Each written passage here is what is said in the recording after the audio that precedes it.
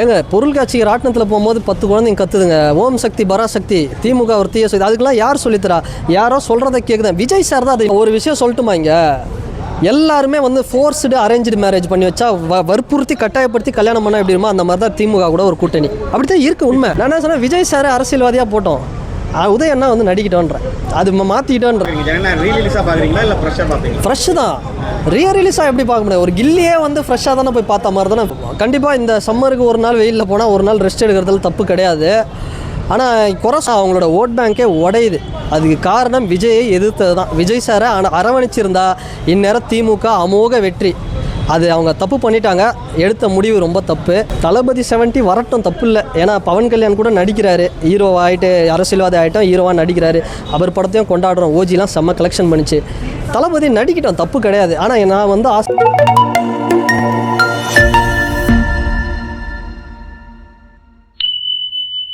சொல்லுங்க ப்ரோ. தளபதி ஜனநாயகம் லீக் ஆகிடுச்சு, அதை எப்படி பார்க்குறீங்க? லீக் ஆகிடுச்சு. ஸோ ஃபாஸ்ட்டாக தேட்டரில் விடுறதுக்காக வேலை போயிட்டுருக்கு. கூடிய சீக்கிரம் தேட்டரில் வந்துடும். அதனால் நான் பார்க்கல. இன்னும் ஏதாவது HD பிரிண்ட்லாம் இருக்குன்னாங்க, நான் பார்க்கல. நான் பார்க்கவும் மாட்டேன். வந்தால் தேட்டரில் தான் பார்ப்பேன். தேட்டரில் வந்தால் அஜித் ஃபேன்ஸ்லாம் ட்ரோல் பண்ணிருக்காங்க. தேட்டரில் வந்தால் இதுவுமே அது வந்து ரீரிலீஸ் தான். தளபதி படம் ஏற்கனவே நிறைய ரீலீஸ் வந்துருக்கு, அந்த மாதிரி தான் பார்ப்பாங்க அப்படிங்கிற மாதிரி சொல்கிறாங்க. இல்லை, இது இவங்க ஃபேன் அவங்க ஃபேனுன்றதை விட எல்லா இடத்துலையுமே டாக்ஸிக்காக 4 பேர் இருக்காங்கல்ல. அவங்க வந்து சில வேலைகள் பண்ணிட்டு தான் இருப்பாங்க, அதை விட்டுருவோம். இப்போ அஜித் சாருக்கும் அந்த வேலை கிடையாது, அஜித் சார் ஃபேன்ஸுக்கும் அந்த வேலை கிடையாது. அவங்க வந்து அவங்க ஒர்க்கை தான் பார்க்குறாங்க. ஒரு சிலர் வந்து யாருன்னா, இப்போ எனக்கு அவரை பிடிக்காது, எனக்கு இவரை பிடிக்காது, எனக்கு அவரை பிடிக்காது அப்படின்னு சொல்கிற சில பேர் அதை பண்ணுவாங்க. பட் எல்லாருமே கொண்டாடுவாங்க. ஸோ அந்தளவுக்கு ஃப்ரெஷ்ஷு தான். ரிலீஸாக எப்படி பார்க்க முடியாது? ஒரு கில்லியே வந்து ஃப்ரெஷ்ஷாக தானே போய் பார்த்த மாதிரி தான் ஃபீல் இருந்தது. அதனால் நான் ஜனநாயகன் வந்து டைரக்ட் ரிலீஸ் மாதிரி தான் போய் பார்ப்பேன். கண்டிப்பாக அப்படி தான் பார்க்கணும். இப்போ இதே கட்டத்தில் இப்போது சூர்யா சார் அரசியலுக்கு வரேன்னு சொல்கிறாரு, அவர் படத்தை இப்படி முடக்கிறாங்க அப்படின்னா நாம் வந்து விஜய் ஃபேனா அஜித் ஃபேனா அதெல்லாம் வந்து நம்ம அந்த இது வேண்டாம். நம்மளும் வந்து சூர்யா சாருக்காக வந்து நம்ம பைரசியில் பார்க்குறத நிப்பாட்டிட்டு அவருக்காக தேட்டரில் போய் பார்க்குறதுல தப்பு கிடையாது. அது வந்து நம்ம இன்றைக்கி நாய்க்கெல்லாம் வந்து ரேபிஸ் ஃபார்ம் ஆகி நாய் வெறி ஆகிடுச்சு. மாடு முத்துது, அதுக்கெல்லாம் 5 அறிவு 4 அறிவு. ஆனால் மனுஷன் ஏன் இன்னொரு மனுஷன் மேலே இவ்வளோ வெறியாகி இவ்வளோ கடிச்சிட்டு இருக்கிறான்னு எனக்கு தெரியல.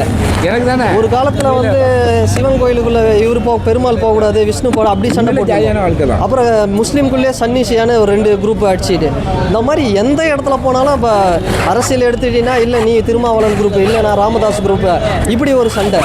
எங்கே போனாலும் சண்டை சண்டை சண்டை சண்டை போட்டு போட்டு போட்டு அஜித் விஜய், ரஜினி விஜய் இதுலேயும் வந்து சண்டை மூட்டி விட்டுக்கிட்டு சில அரசியல்வாதிகள் அப்படி பண்ணுறாங்க. நான் இப்போ கூட ஒன்று சொல்கிறேன், தெளிவாக ஒன்று சொல்கிறேன். விஜய் சாருக்கு ஓட்டு போடுங்க அப்படின்னு நான் யாருக்கிட்டேயும் வந்து நான் கேட்க மாட்டேன். ஏன்னா அஜித் சார் வந்து ஒரு கட்சியில் மட்டும் கிடையாது, எல்லோரும் டிஎம்கேல கிடையாது. அதே மாதிரி எல்லாத்துலேயும் இருக்கிறாங்க. அதிமுகவில் இருக்கிறாங்க, பிஜேபியில் இருக்கிறாங்க, விசிகாவில் இருக்கிறாங்க, பாமகவில் இருக்கிறாங்க, என்டிகேல இருக்கிறாங்க, எல்லாத்துலேயும் இருக்கிறாங்க. அஜித் சாருக்கு கூட்டம் அவங்களுக்கு தெரியும். அஜித் சாரே வந்து நீங்கள் வந்து விஜய் சாருக்கு போடுங்கடானா போட்டுருவாங்களான்றது டவுட்டு தான். அதுலேயும் பாதி பேர் 3/4 பேர் போடாமல் தான் இருப்பாங்க. அதனால் ஓட்டு அப்படிங்கிறது தனிப்பட்ட. ஆமாம், அது அகேன்ஸ்ட்டு யாருக்கும் கிடையவே கிடையாது. யாருக்கும் அகேன்ஸ்ட் கிடையாது. இப்போ நீ வந்து என்ன திட்டுற, நான் உன்னை திட்டுறேன்னா நீயும் நானும் தான் அகேன்ஸ்ட்டு. அவங்க அகேன்ஸ்ட் கிடையாது. அவங்க அகேன்ஸ்டாக இருந்திருந்தா இந்நேரம் வந்து இவ்வளோ முன்னேறி இருக்க மாட்டாங்க வாழ்க்கையில். நம்ம தான் வந்து நமக்கான ஈகோவை வளர்த்துக்கிறதுக்காக. அதனால் அஜித் சார் ஃபேன்ஸு அவங்கவுங்க யார் யாருக்கு ஓட்டு போடணும்னு தோணுதோ அவங்கவுங்களுக்கு போடுங்க. டிவிகேக்கு போடலைன்னு நீங்கள் முடிவெடுத்தாலும் அது உங்களுடைய ஜனநாயக அது உரிமை. அதில் வந்து சில அரசியல் கட்சிகள் பண்ணுற சூழ்ச்சியில் நம்ம யாரும் மாட்ட வேண்டாம். விசிகா அவரை பற்றி இப்போ சொன்னதுனால இப்போ கேட்குறேன். இப்போ வந்து விஜய் வந்ததுக்கப்புறம் பார்த்தீங்கன்னா இப்போ ரீசெண்ட் டேஸில் பார்த்தீங்கன்னா நான் களத்தில் போய் நிறையா இன்டர்வியூவில் எடுத்திருக்கேன். சிறுபான்மையர் ஓட்டு நிறைய பார்த்தீங்கன்னா முஸ்லீம், கிறிஸ்தவர், விசிகாவோட ஓட்டாக இருக்குன்னா எல்லாருமே பார்த்தீங்கன்னா விஜய்க்கு தான் இப்போ சப்போர்ட் ஆதரவு சொல்லிட்டு இருக்காங்க. இப்போ ரீசெண்டாக அவர் விசிகா தலைவர் அவரும் நிற்கவும் இல்லை. அவருக்கு தெரிஞ்சிருக்குமா இது எப்படின்னு பார்க்குறீங்க? இல்லை, என்ன ப்ராப்ளம்னா கமல் சாரை ஏன் உள்ளுக்குள்ளே விட மாட்டுறாங்க, திருமாவளவன் அவர்களை ஏன் வளர்க்க மாட்டுறாங்க, ஏன் நிறைய பேருக்கு ஸ்கோப் தர மாட்டுறாங்கன்னா ஒன்று தான். என்றைக்காக இருந்தாலும் இவங்கெல்லாம் டெவலப் ஆனால் டிஎம்கேக்கு ஓட் பேங்க் அடிவாங்கும். இவங்கெல்லாம் சும்மா இருக்க மாட்டாங்க, உள்ளே போய் சட்டமன்றத்தில் கேள்வி கேட்பாங்க. கமல் சார்லாம் சாதாரண ஆள் கிடையாது, இன்டர்நேஷ்னல் பாலிடிக்ஸே தெரியும் அந்த மனுஷனுக்கு. அவரை நீங்கள் எம்எல்ஏ ஆக்கி உள்ளே அனுப்புனீங்கன்னா நாளைக்கு டிஎம்கேவே எதிர்த்து கேள்வி கேட்பார். அந்த ஒரு காரணத்தினால்தான் இந்த மாதிரியெல்லாம் வந்து ஒரு ப்ரெஷர் கொடுத்து அவங்கள அப்படியே பிரச்சாரம். என்ன உலகநாயகனா இல்லை விந்தியா நடிகை விந்தியா அவரை போய் பிரச்சாரத்துக்கு தூக்கிட்டு வர்றதுக்கு ஒரு 10 சீட்டை கொடுத்து அந்த மனுஷனுக்கு மக்கள் நீதி மையம்னு ஒரு எம்எல்ஏ சீட்டை கொடுக்கறத விட்டு அதை பண்ணலை. கேட்டால் சமூக நீதி அப்படி இப்படின்னு சொல்லிட்டு இருப்பாங்க. சரி அது விடுங்க, அது எல்லாமே இருக்கிறது இருக்கும். இல்லை சிறுபான்மையர் ஓட்டு வருதா விஜய்க்கு? 100% வருது. 100 இல்லை, ஒரு 70% இருக்குது பிரதர். இன்றைக்கி முஸ்லீம்ஸாக இருக்கட்டும், கிறிஸ்டியன்ஸாக இருக்கட்டும், இன்றைக்கி 2 குரூப் அடிச்சிட்டு இருக்காங்க. இப்போ சவுத்தில் பார்த்தோம்னா இப்போ 2 கம்யூனிட்டி, தேவேந்திர குல வெள்ளாளர் தேவர்னு அடிச்சிட்டு இருக்காங்க. ஒரு குரூப்பு ஃபைட் இருந்தது, கிளாஷ். இன்றைக்கி ஒற்றுமையாகிட்டு இருக்காங்க. இன்றைக்கி எல்லாருமே பார்த்தோம்னா இப்போ வன்னியரா தலித்தான ஒரு சண்டை. எல்லாருமே பார்த்தோம்னா ஒரு முகம், இந்த முகத்தை எந்த சாதியிலையும் நீ அடையாளப்படுத்த முடியாது. விஜயை எந்த மதத்துலேயும் சேர்க்க முடியாது. அப்போ எப்படி சேர்க்கலாம்? எதுலையுமே சேர்க்க முடியாது. அந்த மனுஷனுக்காக கூட்டம். அவருக்கு முன்னாடி இப்போ லட்சக்கணக்கில் 1 லட்சம் பேர் நிற்கிறான்னா எல்லாருமே வேறு வேறு கம்யூனிட்டி. பிராமினாக இருக்கட்டும், யாராக இருந்தாலும், ஐயங்காரா யாரெல்லாம் பார்க்க மாட்டேன், எல்லாம் ஒரு குரூப்பில் நிற்கிறாங்க. அப்படிப்பட்ட ஒரு மனுஷன் ஒற்றுமை ஆகிட்டானா அவனை எப்படி காலி பண்ணலாம்? அதுதான் வந்து போயிட்டுருக்கு. நடக்காது இல்லைங்களா? நடக்காது. எல்லாருமே சப்போர்ட்டு. கேஸ்ட் கம்யூனிட்டி இல்லை விஜய் சாருக்கு. விஜய்ன்ற ஒரு இதுதான், ஒரு ரிலீஜியன் தான். அதுக்காக ஒரு கூட்டம் வந்து எல்லாருமே நிற்கிறாங்க. டிவிக்கு கேம்பெயின் இதெல்லாம் எப்படி பார்க்குறீங்க? எப்படி இருக்குது ரீசெண்ட் டேஸ்? நல்லா இருக்குது. ஆனால் இன்னும் நல்லா பண்ணியிருக்கணும். அதுக்கான அழுத்தம் அவருக்கு நிறைய இருக்குது. அது நம்ம ஒன்றும் பண்ண முடியாது. அழுத்தத்தினால தான் ஒரு நாள் விட்டு ஒரு நாள் போகிறாங்க. ஆமாம், 100% அழுத்தம் இருக்குது. அவருக்கு மிகப்பெரிய ஒரு அழுத்தம் இருக்குது. நீங்கள் ஒன்றும் இல்லை, டிவிக்கே ஏன் போகிறீங்க? டிவிக்கே தொண்டர்கள் ஒரு ஆஃபீஸ் கேட்டாலே கொடுக்க மாட்றாங்க. ஏன்னா போய் ஒரு நாள் வெயிலில் போனால் இன்னொரு நாளைக்கு போய் ரெஸ்ட் எடுத்துக்கிட்டாருன்னு சொல்கிறாங்க. அதை எப்படி பார்க்குறீங்க? இல்லை அழுத்தத்தினால தான் இல்லை, கண்டிப்பாக இந்த சம்மருக்கு ஒரு நாள் வெயிலில் போனால் ஒரு நாள் ரெஸ்ட் எடுக்கிறதுல தப்பு கிடையாது. ஆனால் குறை சொல்கிறவங்களாம் எத்தனை நாள் போகிறாங்கன்னு எனக்கு தெரியல. அவங்களாம் 7 மணி மேலே தான் போகிறாங்க. கொஞ்சம் சில்னஸ் வந்த அப்புறம் தான் போக ஆரம்பிக்கிறாங்க. அந்த குறை சொல்கிறவங்களாம் அவங்க வந்து கடைசி வரலாம் அப்படி தான். ஏதாவது ப்ரோ ஒன்றும் இல்லை ப்ரோ, விஜய் கெட்டவரா, இல்லை விஜய்க்கு ஓட்டு போடக்கூடாதா? சரி, அப்போ நீ யார் நல்லவங்கன்னு சொல்கிறியா? அவங்கள காட்டு. சீமான் சார் இருக்கிறார், ஓகே. ஆனால் அந்த மனுஷனுக்கு யாரும் பெருசாக போடுவாங்களா? போட மாட்டாங்க.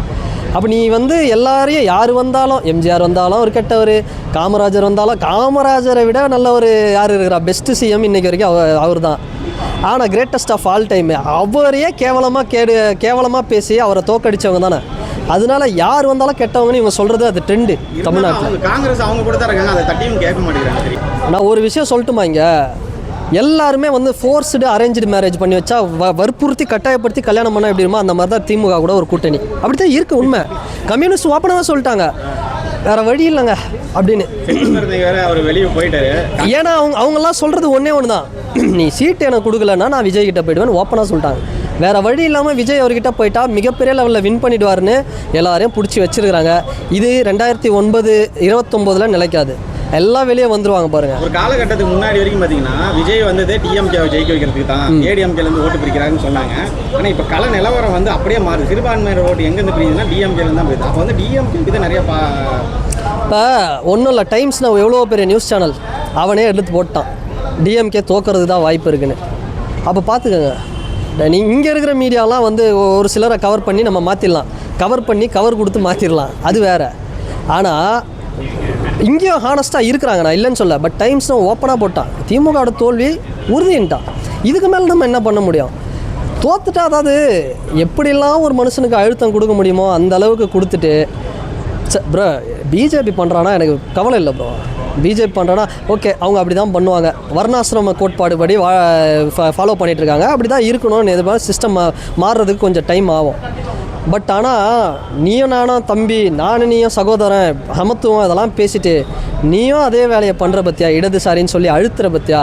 இங்கே பேசாத. இப்போ எனக்கே ப்ரெஷரு, எனக்கே என்னென்னா ஃபோன் பண்ணி நீ விஜய்க்கு சொம்பு அடிக்கிறத நிப்பாட்டு, நீ விஜய்க்கு ஜாலரை அடிக்கிறத நிப்பாட்டு அப்படின்னு. எதுக்கு? ஜெயிக்கிறாரு தோக்குறாரு, நான் தப்பானா? இங்கே இவ்வளோ நாள் வரேன், ஏதாவது தப்பாக பேசிகிட்டு இருக்கேன், வரேன் விஜய் சாருக்கு ஃபுல்லாக சப்போர்ட் தான் பண்ணுறேன், அது கூட உங்களுக்கு வலிக்குதுன்னா நம்ம என்ன பண்ண முடியும்? தொங்கு சட்டமன்றம் அமையத்துக்கு வாய்ப்பு இருக்கு. கண்டிப்பாக ஹங்கு இதுதான், ஹங் சட்டமன்றம் தான் இந்த வாட்டி தொங்கு சட்டமன்றம் அமையும். நீங்கள் வேணால் பாருங்கள். காரணம் யாருன்னு நினைக்கிறீங்க? விஜய் தான். அவர் தான் இன்னைக்கு அவர் வர்றதுக்கு, இன்னைக்கு எல்லாருக்கும் தலைவலி ஏற்பட்டது காரணம் அவர் தான். இன்னைக்கு வந்து பாருங்கள், யாருக்கும் மெஜாரிட்டி கிடைக்க போகிறதில்ல. கடைசியில் அவர்கிட்ட தான் வந்து கேட்பாங்க. ராமதாஸ் அத்வாலேயே சொல்லிட்டார் பிஜேபியோடைய. அப்போ நான் அவங்க கூட வரேன்னு சொல்லுவாரா? நான் எனக்கு இது தந்தா தான். அதுதான் இப்போ ஸ்டாலின் சார் வந்து ஒரு விஷயம் நல்லா படணும். வேலையில்லா பட்டதாரி படத்தில் தான் பையனாக தான் கம்பெனியான வரும்போது தான் பையனை அப்படியே அவாய்ட் பண்ணிட்டு எனக்கு என் கம்பெனி தான் முக்கியம்னு அப்போட ஒரு சின்ன கம்பெனியால் தெளிவாயிட்டார். ஆனால் ஸ்டாலின் சார் வந்து இல்லை என் பையன் என் பேரன் அப்படிங்கிறத கொஞ்சம் இது பண்ணிவிட்டு பரவாயில்ல பையனுக்காக நம்ம வந்து இது பண்ண வேணாம், ஒரு காம்ப்ரமைஸ் அவரே பண்ணியிருக்கலாம். இந்த 26 கட்சியை கூட்டணி சேர்த்ததுக்கு விஜய் சார்கிட்ட போய் காம்ப்ரமைஸ் பேசி நேரம் கூட்டணி சேர்த்துருந்தாலே பிஜேபி தமிழ்நாட்டில் ஒரு இடத்துல ஜெயிச்சிருக்காது. அதை பண்ணுறதை விட்டுட்டு பையனுக்காகவும் குடும்பத்துக்காகவும் ஃபேமிலிக்காகவும் அதை விட்டுட்டு இன்றைக்கி விஜயை எதிர்த்து அவரே தான் இப்போ வேலியில் போன விஜய் சாரை வேட்டியில் எடுத்து விட்டுக்கிட்டது அவர் தான். அதனால் நம்ம ஒன்றும் பண்ண முடியாது. அதனால் அங்கே எலெக்ஷன் கண்டிப்பாக நடக்கும். போஸ்ட் அலையன்ஸ் மகாராஷ்டிராவில் கர்நாடகாவில் எப்படி போஸ்ட் அலையன்ஸில் கவர்மெண்ட் வந்து மாறிச்சு, வின்னிங் வந்து மாறிச்சு, அது மாதிரி ஒரு விஷயம் நடக்க போகுது. விஜய் ஒரு பக்கம் இருந்தாலும் நாம் தமிழர் கட்சி அவங்க எவ்வளோ தாக்கத்தை ஏற்படுத்துவாங்கன்னு நினைக்கிறீங்க?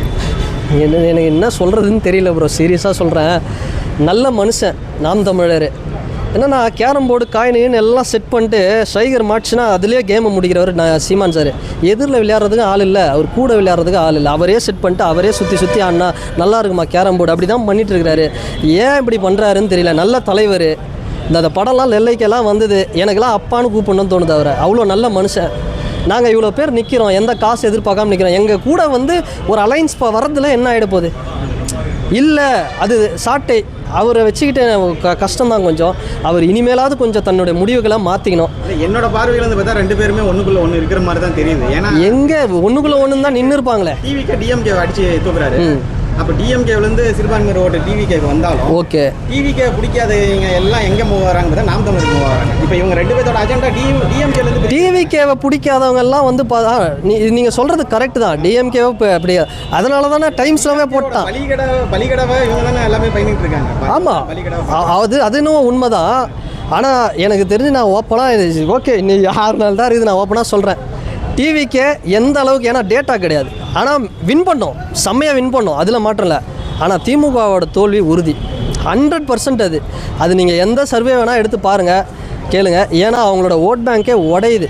அதுக்கு காரணம் விஜயை எதிர்த்தது தான். விஜய் சாரை அரவணைச்சிருந்தா இந்நேரம் திமுக அமோக வெற்றி. அது அவங்க தப்பு பண்ணிட்டாங்க, எடுத்த முடிவு ரொம்ப தப்பு. அது ரொம்ப ரிசல்ட் நீங்களே பாருங்கள், மே 4ஆம் தேதி கிளியராக தெரியும்.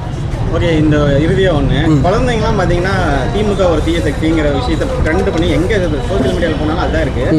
இப்போ ஒருவேளை யாராவது சொல்லி தராங்களா இல்லை யாரை ஃபாலோ பண்ணி அவங்க கற்றுக்குறாங்க? ஏங்க பொருள் காட்சிக்கு ராட்டினத்தில் போகும்போது 10 குழந்தைங்க கற்றுதுங்க, ஓம் சக்தி பராசக்தி திமுக ஒரு தீய சக்தி. அதுக்கெல்லாம் யார் சொல்லித்தரா? யாரோ சொல்கிறத கேட்குதான். விஜய் சார் தான் அதை இன்ஃப்ளூயன்ஸ் பண்ணுறாரு. ஏன்னா அவருக்கு கிட்ஸு ஃபேன்ஸ் அதிகம்ல. ஆமாம், அதை சொல்லிடுறாரு. அதை பார்த்துட்டு இந்த பசங்க கற்றுதுங்க. பேரண்ட்ஸ் வந்து சொல்லி கொடுக்குறாங்க அப்படிங்கிறாங்க. ஆமாம், பேரண்ட்ஸ் எல்லாம் சொல்ல, பசங்களே தான். இப்போ ஏன் இன்னுமே இப்போ 11th படிக்கிற 8 பசங்களை மீட் பண்ணேன். அவனுங்க சொல்கிற 8 பேரும் சொல்கிறது என்னென்னா விஜய்க்கு தான் நான் ஓட்டு போடுவேன் அப்படின்றானுங்க. ஏன்னா ஓட்டர் எலெக்ஷனே வரலையாடா, உனக்கு இந்த ஐடியா இன்னும் வரலையாடான்னு கேட்டால், சரி வீட்டில் யார் போடுவா, வீட்டில் அப்பா அம்மா அப்படியே சொல்கிறான். அவங்க எல்லாருமே விஜய்க்கு தான் போடுவாங்க அப்படின்னு. அந்த லெவலில் பசங்க வெறியாக இருக்கிறானுங்க, தடுக்கவே முடியாது.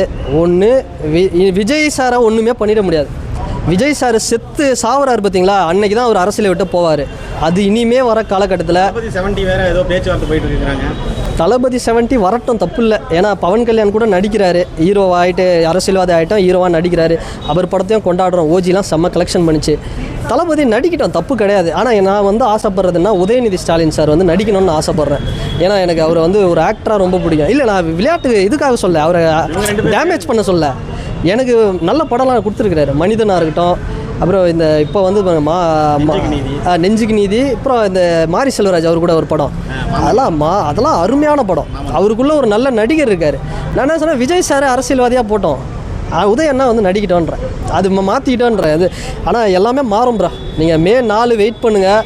நான் இப்போ பட்டாசுலாம் யார், அது டைம் இருக்குது. அவர் இன்னும் ஒரு 10-15 வருஷம் 20 வருஷம் ஆகட்டும், பொறுமையாக வரட்டும், ஒன்றும் பிரச்சனை இல்லை. அது வரட்டும்ன்றேன், அவரே வரட்டும். இன்பா தான் சொல்கிறாங்களே தமிழ்நாட்டில், இன்பா ஐயாவையும் நாங்கள் சிஎம் ஆக்குவோம் அப்படின்னு சொல்கிறாங்கல்ல, தப்பே கிடையாது. இப்போ இன்பநிதி அவர் படம் வந்ததுன்னா நான் வருவேன்னா தாராளமாக வருவேன். எனக்கு ஏன்னா மாரி செல்வராஜ் டைரக்ஷனு, இன்பநிதி அவர் தம்பிக்கு சப்போர்ட் பண்ணலாம், தப்பு இல்லை.